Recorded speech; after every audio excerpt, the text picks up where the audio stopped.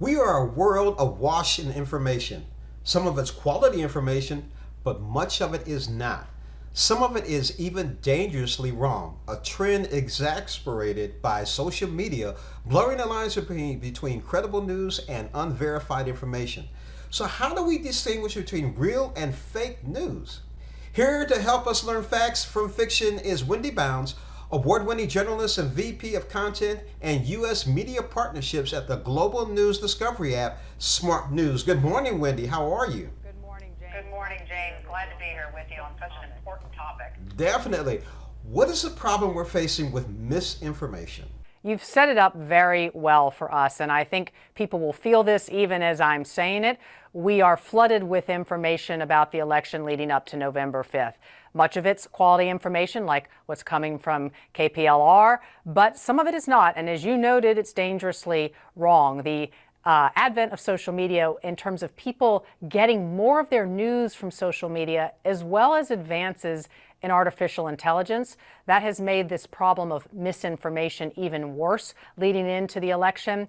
And we have new data out today from SmartNews that shows that 85% of Americans are concerned about attempts to mislead voters in the election. That's a powerful statistic, James.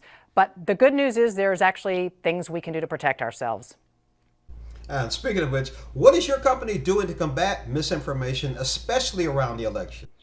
I want to first say that I don't think social media is all bad. I use it. I'm sure you do, James. It has allowed people to exchange ideas with each other. It's allowed the candidates to reach out to the potential voters. These are all very good things that exist now that did not many years ago. However, it has led for people to spread things that are erroneous in new ways. And so I think one of the things people can do, particularly around information that's so important in considering who you're going to vote for, is to look to some trusted media sources like KPLR at SmartNews.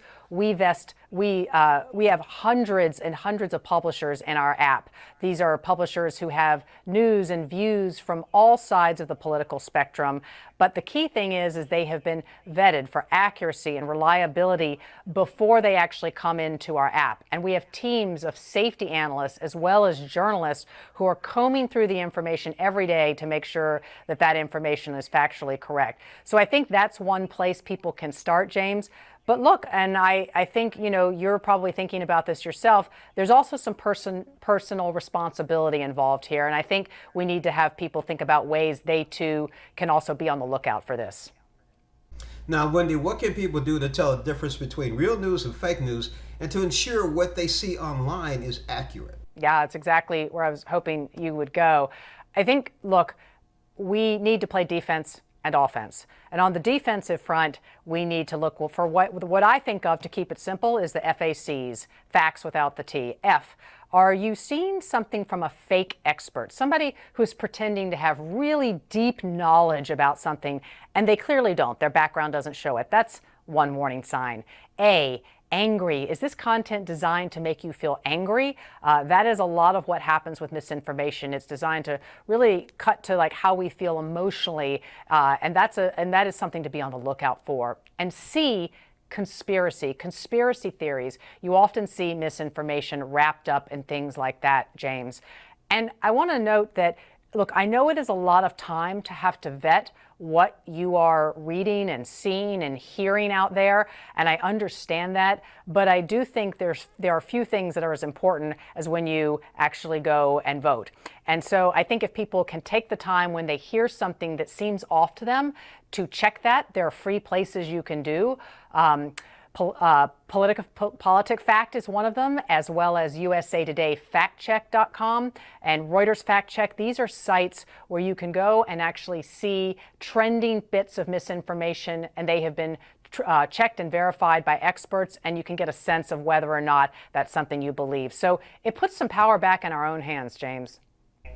So, Wendy, tell us more about your company's approach to quality information. Quality means many things to many people. At for me and also for us at Smart News, it means information you would regret not knowing because it is accurate and because it is useful to you. And I think the word accuracy is extremely important. And in many cases, it's well written or well produced. So that's just a general guideline and rule of thumb that we use. It's an art and a science. We have algorithms ourselves that we are consistently training to look for quality. But as important as the work that the machines do, the work that the humans do, the human conscience of Smart News is what really sets us apart. And that is those teams of trust and safety analysts, as well as our journalists, who are the heart and soul of the Smart News app and constantly on the lookout for you. Now, what can viewers do to learn more? I think two things you can do. If you haven't downloaded the Smart News app, as I said, it's free. You can go to any app store for iOS or for Android and download it. But also, I want to give a shout out, James, to the News Literacy Project. This is an organization that does a great job teaching people of all ages on how to be on the lookout for misinformation. And it's good for any of us, but it's particularly good for young people who are digital natives and may be voting for the first time. I've been speaking with award-winning journalist Wendy Bounds. Wendy, thank you so much for joining us on Morning Blend. James, thanks for having me. Thanks for having me.